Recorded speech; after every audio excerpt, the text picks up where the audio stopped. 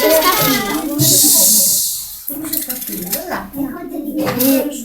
20, 40, 60, 80,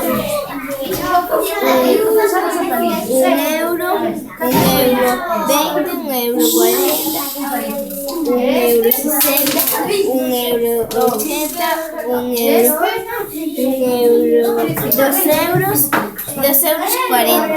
2,40 €. Por que cando chegastes a 80 dixestes 1 euro? Despois? Porque el complementario del 80 para llegar al 100 es el 20 y entonces ya llegué a 1 euro. Ajá.